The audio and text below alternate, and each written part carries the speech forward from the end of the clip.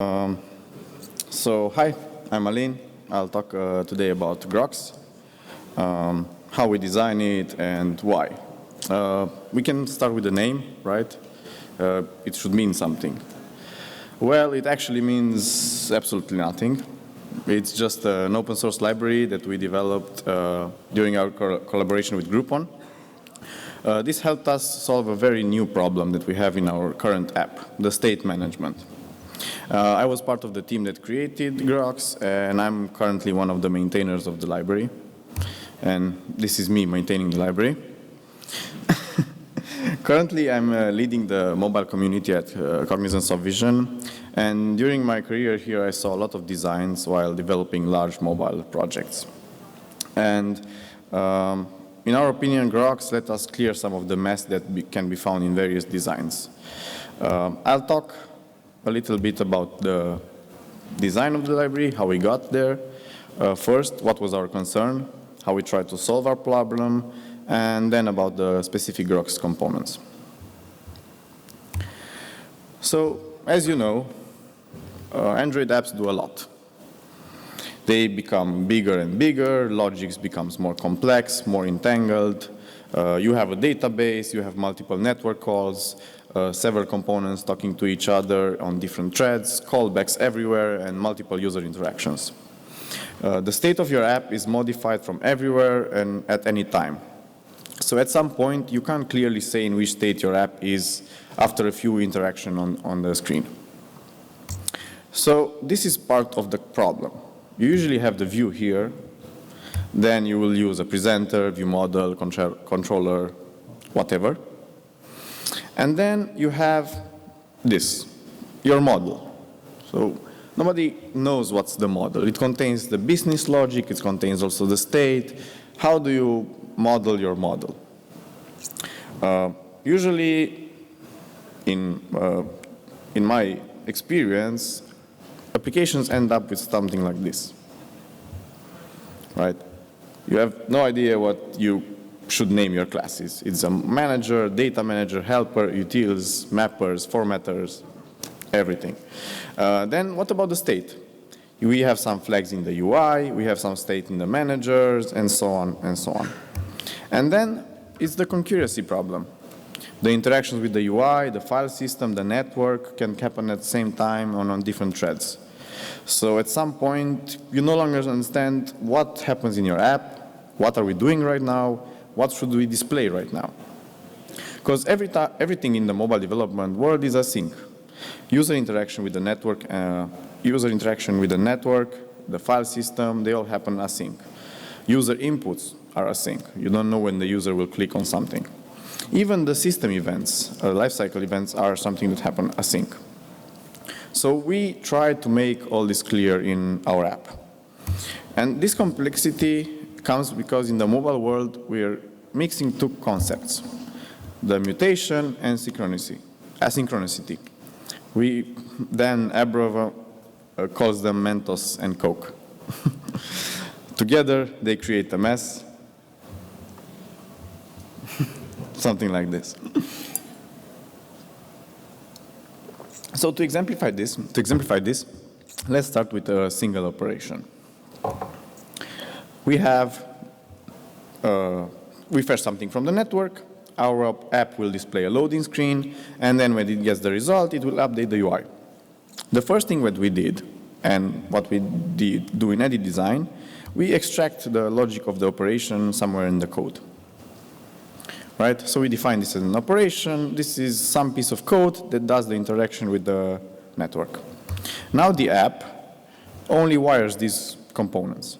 So this is always good when you want to scale and have a standard way to do your things in the app. Define pieces of logic that becomes operations, and then we will focus on these operations so we don't really care about the app, so I'll remove it.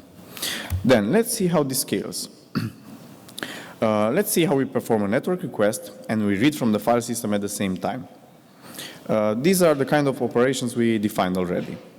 So once we receive some user interaction, we can go right or left, performing the request or read from the file system, and then update the UI. But what happens if both of them run at the same time? Or something in the same time. We lost our clear state again. This is a concurrency issue. So the first thing we did to solve this problem was to introduce a new entity that we called the store that acts like a gatekeeper for our states. The store is a state repository and will be the unique place where we store the unique state of the screen. So it becomes more easy to synchronize it and update it. As some of you already know this is a notion we took from Redux or flux pattern. And this will keep the state. The UI will get notified when the state changes. And we also recommend that this is immutable. So now we have we have a unique, clear state. Our model can scale. We can add as many operations as we can. As long as we synchronize them, we are good. So, as in any design, we need now to clearly define the components that interact with each other. We have some idea on how we want our state architecture to look like, but let's see what are these components. What are the arrows and the symbols we see in this diagram? How are they mapped to something in our code? So these arrows from the store to the UI is a stream of states. The UI will be notified that the state changed, and it will use it to display it. What we actually do here, we take the entire state, break it down into smaller UI states, and then in the view model presenter, we can do a small diff or data binding, something that we use in our UI. So here, imagine that you get the entire screen state, and then you extract from it what you need for the UI. You can do a diffing to see if it changed or not, if you need to update something or not. And then you can map it with data binding, or if you're using a presenter, you can use methods to represent it on the UI. So the UI is just used to represent the state. So in my opinion, the only responsibility of the view is to represent the app's internal state, nothing more. There is this quote that the eyes are the window of the soul. Well, in our interpretation, the UI is the window of the state. Then we have these two arrows that come into the store. So these are stream of state changes. What I mean by this is that, for example, while fetching something from the network, we have multiple states. We can have the loading state, and then after the request finishes, we can have the finished state or error state. So that's why I use the term stream of changes. Okay, in Grox, we call this stream of changes actions. So yeah, that's it. Now let's see what are these blue arrows. So here are these are UI events. Each click, swipe, or whatever gesture your UI supports can generate an event that will trigger some kind of operation. As you can see, the entire flow is unidirectional now, right? You have some events from the UI, or that goes to the view model, or from the view model, it will trigger an operation that is clearly defined in our code that will interact with the network or will interact with the file system or so on. That will change the store, and then the state will be then used to update the UI. So these are, we already said, these are operations. They are triggered by UI events, and they produce a stream of actions. So now we know what an operation has to do. Because our entire purpose was to change all the terms, we call these commands, right? So now we have clear concepts. We have a unified process, scalability. So here we reach the design. So every entity described above has a well-defined role. You can actually represent anything. You can represent user interaction, you can represent operations. These operations can have multiple purposes, like accessing the file system, fetching data from the network, or even performing some computation. And you can add as many operations as you want, and your state will be clear at all time because of the immutability and because we are serializing all the actions. So, looks like a design. Let's see how it works on a simple example. So here, in this example, we have a login button. That will generate click events. So we have a login click event that will issue a login command, that will issue a login in progress action that will put our app in the progress state. While the command finishes, we fetch something from the network, we have another action, a login successful action that will turn our state into a success state. And that will map to a UI. So as you see, actions are used to convert from the old state to a new state, and these states are used to update the UI. So this is basically the Grox design overview. This library will provide you with the basic bricks to create a design like this. And as I said, this Grox works with every presentation design pattern like MVP or MVVM. I used it with both, and in my opinion, it works better with MVVM. And one way to integrate this with MVVM is having your view model listen for store updates, process the state, break it down in your UI states, smaller states, and then use data binding to update your necessary views. I don't recommend binding directly to the data from the store. You should try to use a mapper or something that converts from the data from the store to the data you need in the UI. And then you can use the atomic design, for example, that was presented earlier with bricks. So that should work pretty easy. So let's see some code, right? So next I'll present you some of the basic building bricks that will help you achieve an architecture like this. So first we have Grox core.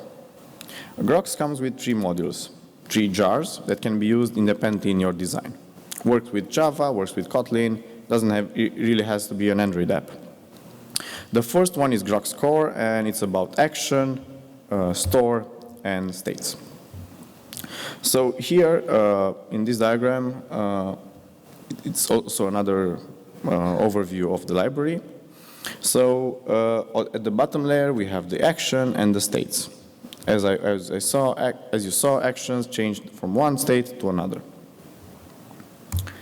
So this is basically the store, and as I said, keeps the state. And using immutable makes us avoid concurrency issues. There will be no danger of having one thread changing the state while another thread reads it. Updating a state means replacing an old state with a new one in an atomic operation, and this is really important for us. The store also provides a reference to an observable of states, a stream of states, as I said. You can use with Rx and without Rx. There's also an implementation that's without Rx, and that's with a listener for state changes. The store will need an initial state, and as soon as you register or subscribe to the store or attach a listener to the store, you will receive the current state automatically. Next, the store will receive an action using its dispatch method. These actions are serialized by the library by default, so there's no need to worry about that. This action will produce a new state that will replace the old state, and the new state will be emitted. Now we are ready to dispatch our new action. So these are the responsibilities of the store. So store holds the state, dispatches actions, and notify of state changes. As I said, you can use the Grox store with Rx. We have a method, RxStore, that converts your stream of states into an observable of states. So we like to use the Grox library with Rx usually, but it's optional, so you can use it also with state listeners, as I said. It works the same way. You attach a listener, you get updates from the store. So let's see now some code. So here's a small example of how to use the store. It's really easy. You just initialize it. Here I use the string as the initial state, but you can use any object you want, anyhow you want. And you initialize it by giving it an initial state. Then we use the states method provided by the library that will create a stream of state changes from the store, and we can subscribe to update the UI. In this example, I use the RX version, because Grox works very well with RX Java. Now, as soon as I have a new state, I will update the UI. This is a really simple example. Usually in our apps, we have here on the subscribe method, we have some kind of method that takes the state from the store, and then based on it, it will do some computation to build the state for the UI, and then will notify the UI. But for simple apps, I mean, you can do this. You can do it like this. Cool. So this is the store. Let's see how an action looks like. So here's an example of how an action looks like. We implement the action interface from Grox, which is typed to the state model that we have. The action is something that receives the old state and creates a new state from it. So as you can see in this example, here we are storing the logged in user and the status for the login operation. You can customize your state however you want. Here we are using auto value to obtain immutability. If you are using Kotlin, you have an immutability by default. So in our example, we have the login state that can be login success, login failed, or any kind of other errors. And in case of success, we store the logged in user. And then this state can be used by the UI to display the user details and a success message. So the way auto value works here is by copying all the previous properties that the state had and then overwriting the ones you need. So, and also this is done atomically. So it's a one atomic operation. What's important is that actions are pure functions to create states. They are 100% reproducible and testable. They don't depend on the network, they don't depend on the file system or the weather. They are really easy to test. They just take an input and then they will provide an output, right?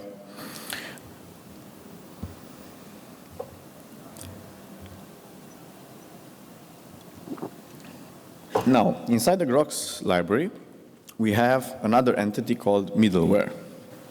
These entities work pretty similar like interceptors for OKHTTP.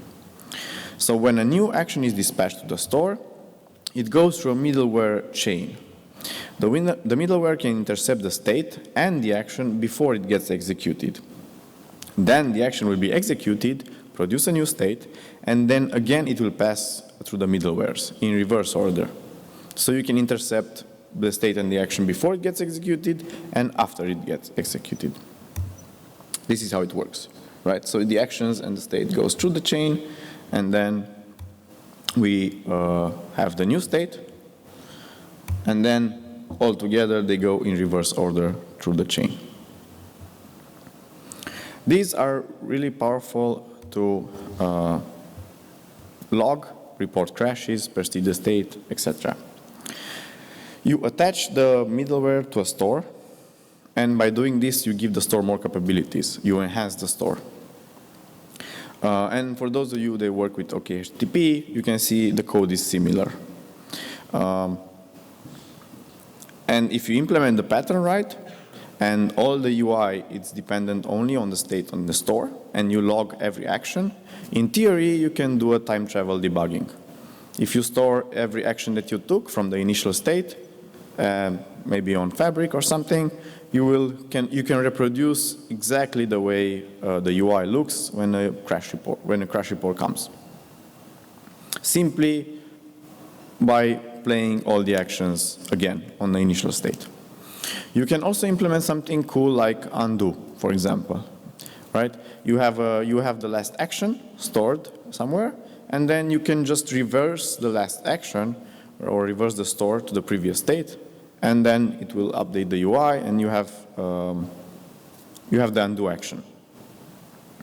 So yeah, there are pretty interesting stuff that you could do with this middleware. the middlewares must call proceed to allow the next middleware in the chain to process the action. And then after what you write after chain.proceed method, that will be the new state. So what's before chain.proceed, it's the old state with the action. What's after chain.proceed, it's the new state. So you can see both in the same middleware.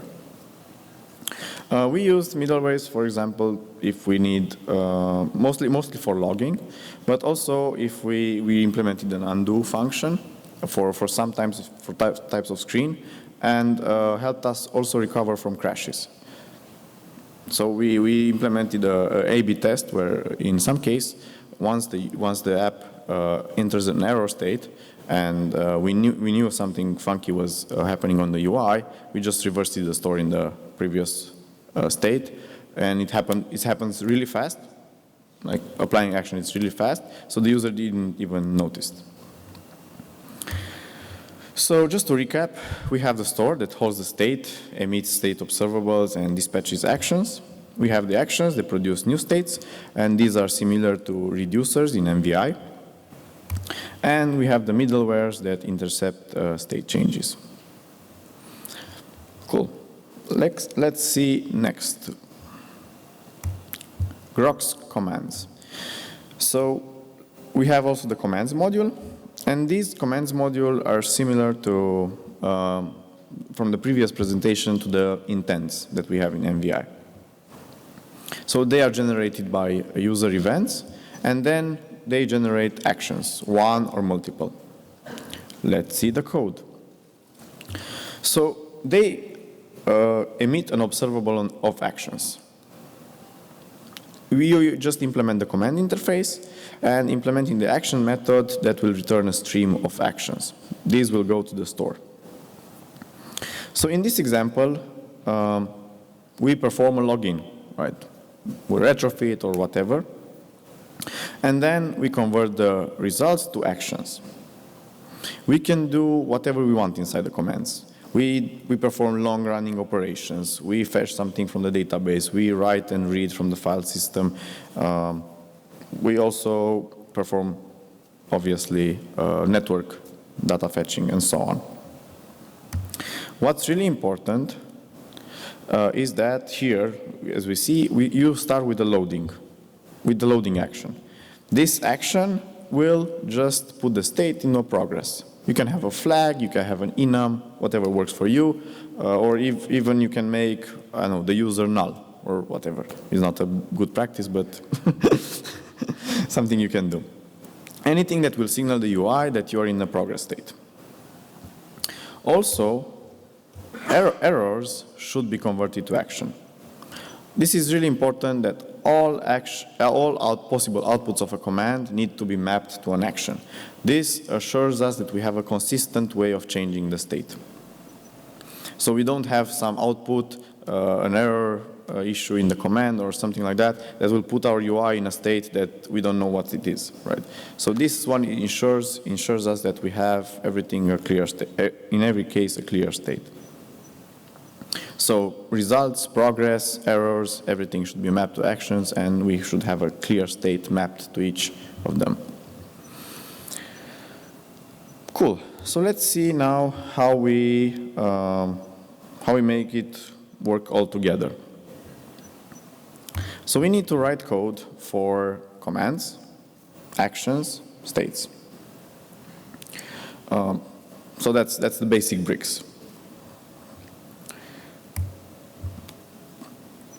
We can now apply this design, once we write everything, for every operation that we have. You just need to build the actions that change your state, then the commands that interact with outside work, that make the heavy computation, and then wire everything together. And this should be complicated, right? Well, actually, it's not. Here, in our example, it's really simple. I saw this converted to Kotlin also, but I left the slides in Java because I find it easier to read. So, for example, our login button, we use the X binding by Jake Wharton. we transform this click listener in an observable of clicks. You can do this whatever you want. You can use the callbacks provided by Android. So you can use the traditional way if you want. Now every click gets mapped to a command, as you can remember from that diagram. We use flatmap. We flatmap it with the observable of actions from the command, and we dispatch it to the store. So that's it. This is the chain in one small piece. You can put this into the UI. But in the real examples, we have a more complex architecture where the clicks will go to the view model, and then the view model will just create the command. We'll flat map it with the actions, and we'll dispatch it to the store. So in our cases, we have the store reference is inside the view model or the presenter. So then the code that observes the store, it's really easy. We just observe it on the main thread, and then we update the UI when the notification comes. So that's about it. That's all you need to wire everything I showed here together. So you have the events from the button, you have the commands, and then you have the action. That's all you need. So here, the cool thing is that Grox provides a unidirectional data flow. You have events, then commands, actions, store, and then UI. So everything is in a cycle. As I said, it's time travel debugging is possible. Provides scalability. The Groupon app is a really, really big app. We are more than 50 developers working on it. And we have a lot of commands, actions, and so on for each feature separated. And it works really well. You have an isolation of concerns, clear concepts. We don't need to use, I don't know, managers or processors or so on for our operations. We use only commands. And then, of course, we have the utils, and the utils are used by the commands. But it helped us a lot with the concepts. And we have testable code. You can test the commands by mocking the network or the file system. You can test the actions because they are pure functions. And you can also test the store if you want, but that's really easy. Works great with RxJava, Rx bindings, AutoValue, Kotlin, of course. Feature adapter, which is another library that is used to display very large recycle views and updates the recycle view based on the single model that comes from the store. So this was another library that we created that helped us on the UI level, interacting with the store. And of course, MVP, MVVM, and MVI. It's actually a very consistent way of implementing MVI. So yeah, that's about it. Here you have a kind of a diagram of how the whole flow works. So this is also based on the sample app that we have on GitHub. So you just update the UI from the store, as you can see, and then click events, commands, actions, and from the store and back to the UI. So yeah, that's about it. If you have any questions.